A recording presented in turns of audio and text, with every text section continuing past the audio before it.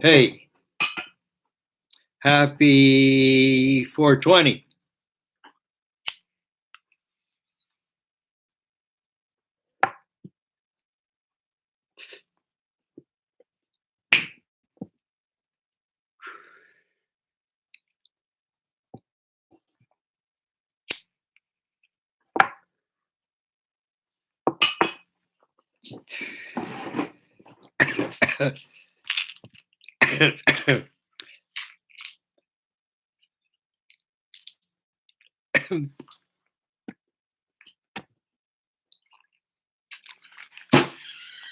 Sorry, I forgot to take my pills. Nothing big, but I do take some vitamins, and I take this anti-acid pill, which, interesting enough, they found that it was one of the drugs that helped against COVID. So I think that's pretty cool. I've been taking it for a number of years. So I had it at the beginning, but I didn't have, thank God, the respiratory things. I had kind of a brain thing. But now I don't have anything. And actually, I asked the doctor, and he said that I told him I was feeling like clearer in my mind since I had this. And he said sometimes that happens, that a virus will come through and actually kind of clean shit out, and then you'll actually feel better afterwards. So, Baruch Hashem, thank God. Anyways, howdy. Thank you for following me. Thank you for kind comments. Feel free to ask questions. And I wanted to talk about ritual. Nature had asked me about ritual, so I wanted to say some things about ritual. And he had mentioned that he wanted, to use ritual to get closer to God, which I think is a really, righteous thing, because it's hard to do it just with your mind, particularly when your mind can't conceive of God being not physical and not spiritual. But sometimes you can find like a ritual. Now, the Jewish people, and what he mentioned, he's not Jewish, because Jewish people, we got like tons of rituals. But they're, and these are ways of, of doing the 613 commandments. But even though the 613 commandments are only really relevant to the Jewish people, we're the ones who are commanded to do it. That's what it means, the chosen people were chosen to do 613 commandments. But other people had certainly learned from them. For example, one of the things that people learned from these commandments is, one of the 10 commandments actually, is to keep the Shabbat, the seventh day of every week, since the beginning of creation, or since the beginning, it's counted since the beginning of creation. And then the Jewish people, like almost 4,000 years ago, 3,500 years ago, we, adopted that calendar. And the calendar's out now at 5,781, only 219 years until the end of the calendar. Like the Mayan calendar, which has a specific beginning, specific end, based on the 13,000-year orbit around the we don't actually orbit the North Star, but we appear to orbit the North Star. And also, we call it the Jewish calendar, but it preceded Jewish, just like the Mayan calendar preceded Mayan. Because they both, one goes back 5,000 years, the other goes back 6,000 years. And what they really are is like one calendar inside of another, we know is pregnancy. And 2012, when that calendar came to conclusion, that cycle came to conclusion, we were directly opposite the black hole of our galaxy. And this is considered dilation, like in the birth process. And after that, it's a matter of pushing. So, and there's certainly a lot of pushing going on right now. Anyways, so when the sun goes down, that we're supposed to stop working and have pleasure, particularly in what we eat, what we drink. It actually says you're supposed to eat like a glutton and drink like a drunkard. If that gives you pleasure, man, that's what you're supposed to do. Or sleeping. Sleeping is also another wonderful thing to do on Shabbat. And the sleep you do on Shabbat, I think it'll last you for a whole week. And making love, that's another thing you're supposed to do. That if you only make love, have sex once a week, you should do it on this Shabbat. And there's other things that we do that we're prescribed to do, like putting on tefillin. The way that we pray, we have like these black leather boxes we strap to our arm and our heads. And this was given to us from the time of receiving the Torah. This is how you do that mitzvah. Or if you have a four-cornered garment that you have to put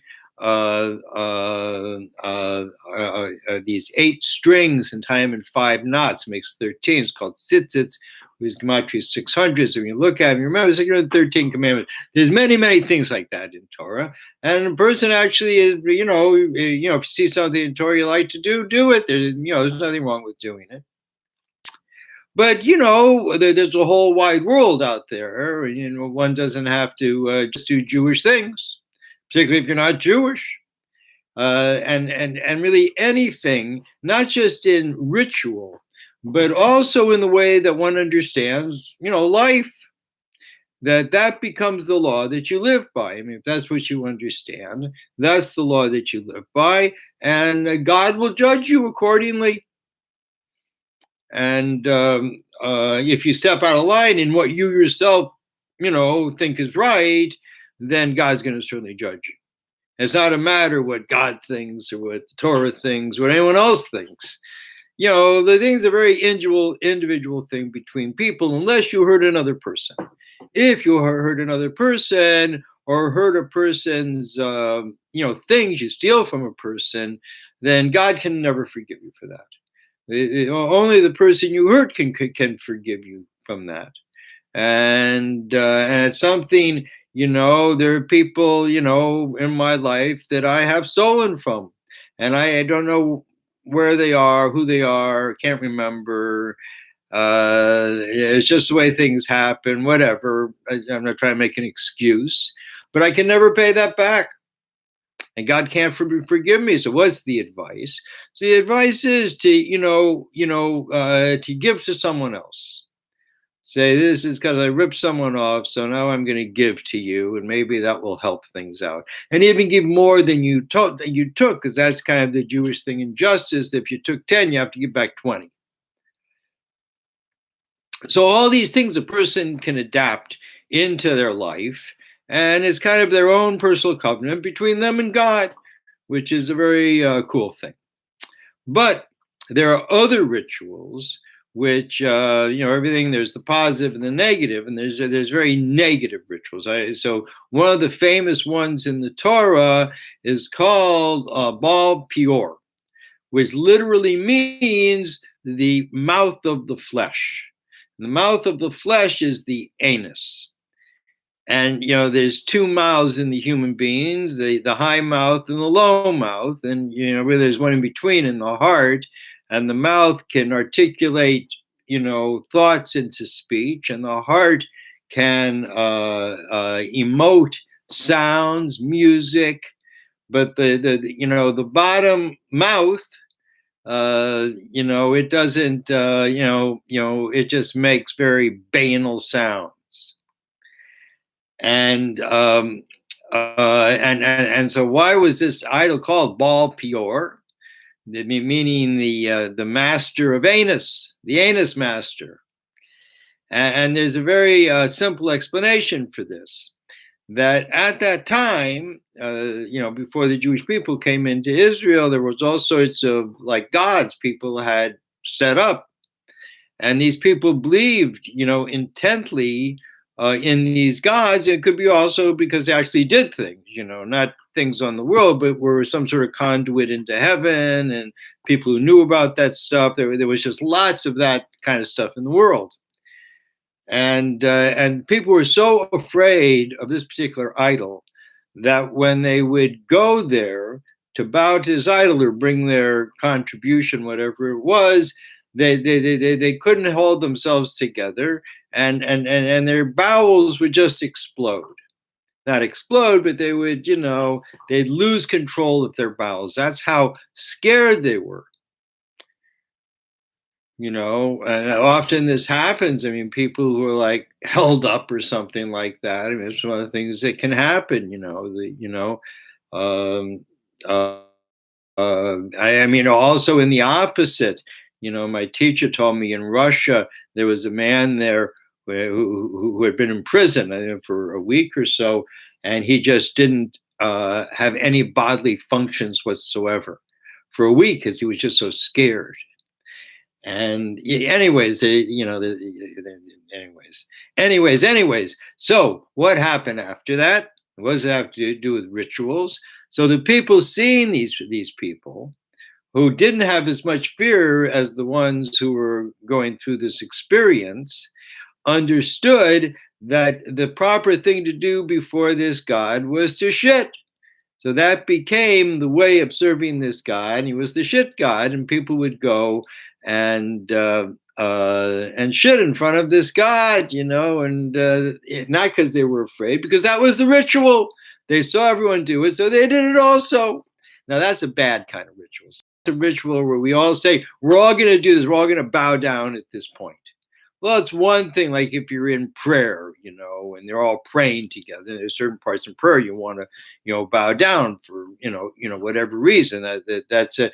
But just to do something that doesn't have a reason, we're all going to do this, and so this is, again, this is part of religion, which asks the person, don't think, just accept, make it your dogma.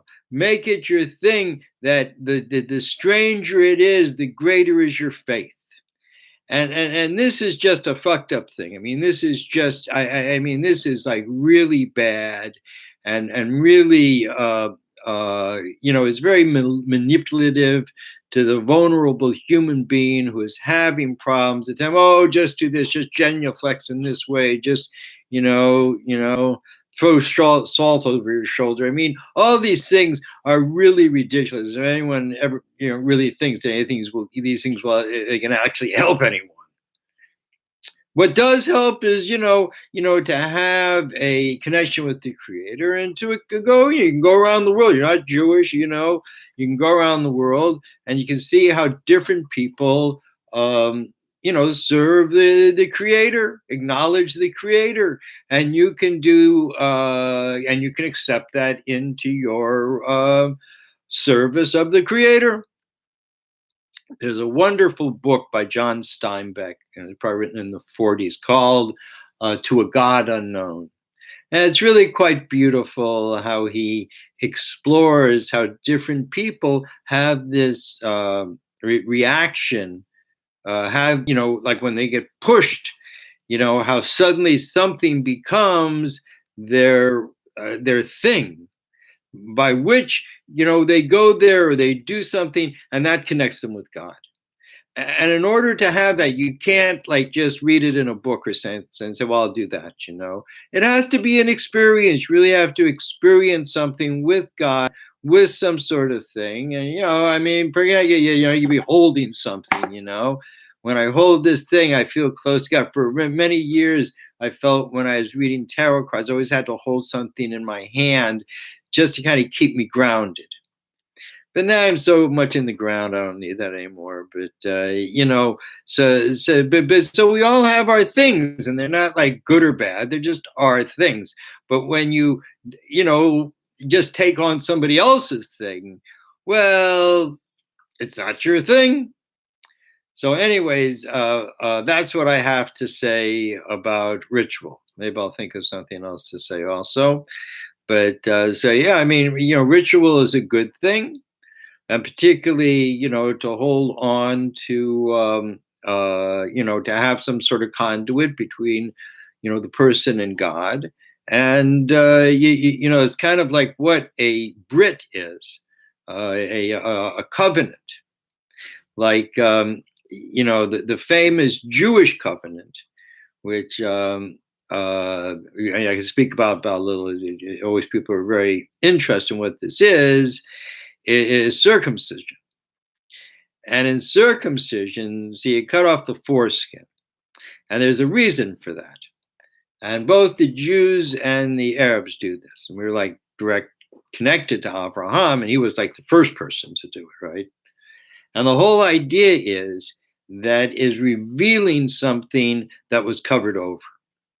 And what was covered over? Well, the first human being was created uncircumcised. But when he did against what the Creator had commanded, and it was still within the 6 days of creation, he grew a foreskin. Why? Because the opening at the end of the penis looks like a yud, the first letter in God's name. And so, like 2,000 years later, Abraham was commanded by God to circumcise himself and to circumcise all his servants and all his children for every generation, in order to reveal this new light in the world. And there's something in addition to that, which has to do why there is a restriction against Jewish and also Muslim people for men not to have sex with other men. And the reason is because one of the things that the circumcision portends is because the foreskin gives more pleasure to both the man and the woman. And there's two essences in life. One is pleasure and one is will. So the Jewish and the Arab people, because we were the two peoples who received prophecy through our languages, the Hebrew language and the Arab language and the Hebrew language. So in order to do this, not only did we have to circumcise in order to reveal that essence to the world, that's what we're supposed to be doing in the world with our books, but also as a sign that the way we're supposed to lead our lives, not everyone, but the Jewish people, and the Arab people, supposedly, I mean, they have the same tradition, is that God's will comes before a man's pleasure. So we cut off that which gives man's pleasure in order to do God's will. That's what we're here to do. And there's one other thing I wanted to say.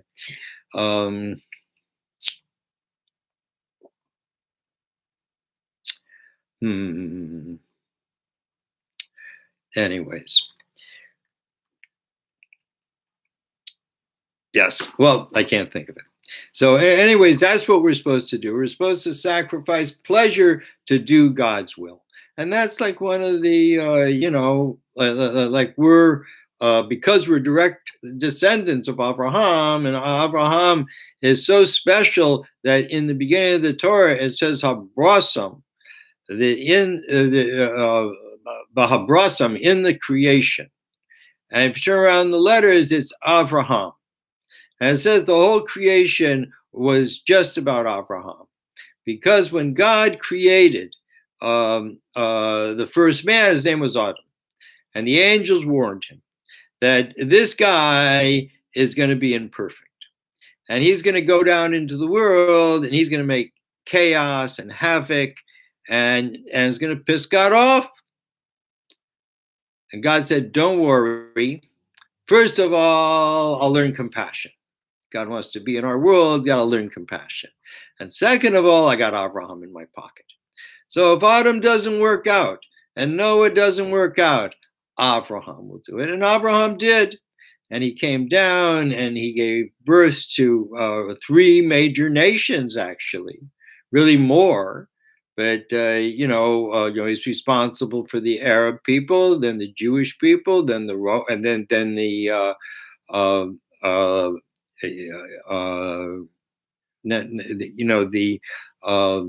Brahmins who came across. These were Abraham's six sons. They went over and The Kurds used to have the land of Iran, and they took it, and then they went further into India, made some Brahmins, and in this way, like Avram's knowledge went throughout the world, and also Rome, and even Greece. Esau, the twin brother of Yaakov, Yisrael, is the father of Rome. And we have a very interesting thing with Greece, is that Shlomo HaMelech, that King Shlomo, he is the 15th generation since Abraham, I believe. And 15 is the full moon, and he is the full moon in Jewish history. And there's the most light in the world.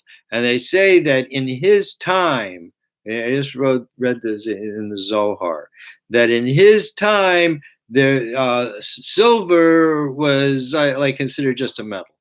There was nothing precious about silver because there was so much gold. And the gold happened because because this was the full moon of the of the Jewish people, and the light that reflects from the moon was so pure that it turned dirt into gold. That's pretty cool. And he was considered like the wisest of of people. Famous when they first the famous story about Shlomo is that when he first became king, they didn't know what kind of king he's going to be. They had Dovid; he was the first king, and he was a very good king. And no one knew about Shlomo. What's he going to be like? So they bring their first case to him. Famous case that there's these two women with one baby. What had happened? They both gave birth at the same time. They're both in the same room. And one baby is dead and one baby is alive. And the mothers are arguing. One says, "You took my baby." And the other says, "No, that's my baby. The dead one's yours." One says, "I know my baby." And they're arguing. They brought him before Shlomo the king. And they asked him, "You've heard the argument, King Shlomo. Make a judgment." So Shlomo thought, and he said, "Well, each woman says the baby is theirs. So the only fair thing to do is cut the baby in half." And one of the soldiers pulled out his sword, and one woman fainted. And Shlomo said, "That's the mother." And everyone realized that this is a man, he's just not smart, but he's wise. And he has feelings, and he understands the human being. Not only did he understand the human being, but Shlomo also understood the speak of birds. He understood the language of birds.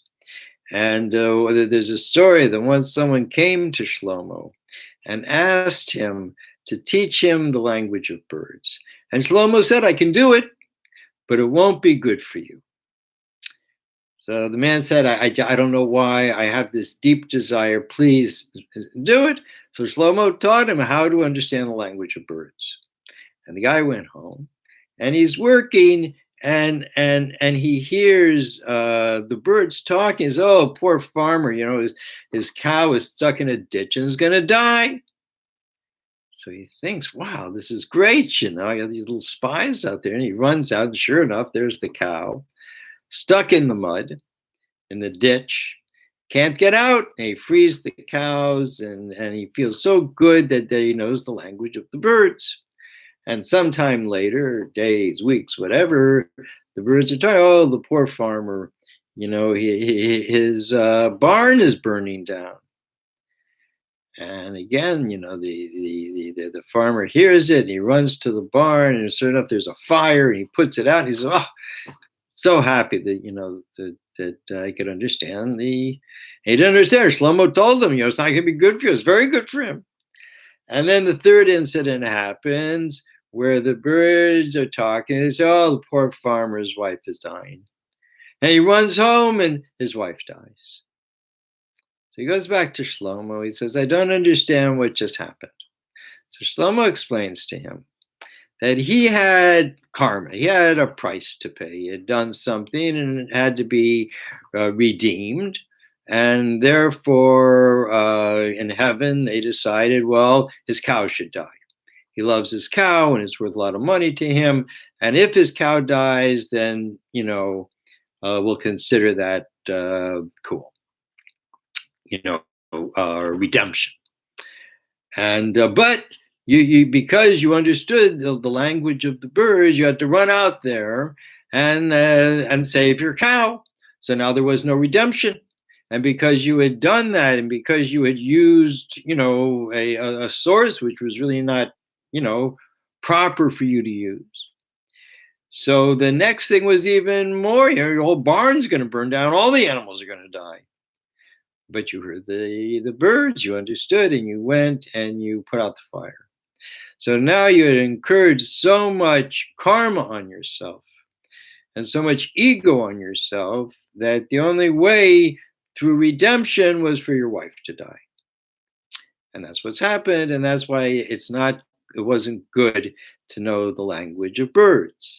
Which kind of brings us back to ritual. Like some people want to use ritual. They think that ritual is going to bring them something. And that's not what ritual is about. Ritual, is about something that helps you have a connection to the Creator. And whatever it is, I mean, as long as you're not Jewish, I mean, you're pretty free to do what you want.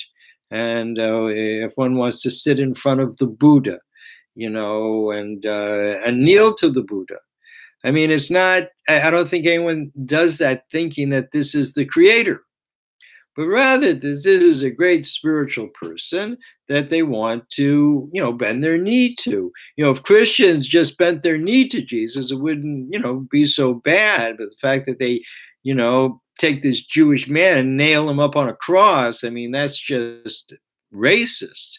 That's not a ritual that anyone, should carry on. I mean, it's like, the swastika, or white races were hanging around, we're going around with,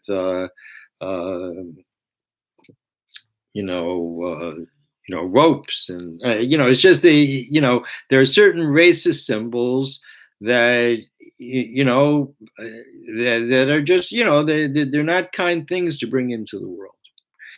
And we should leave them out.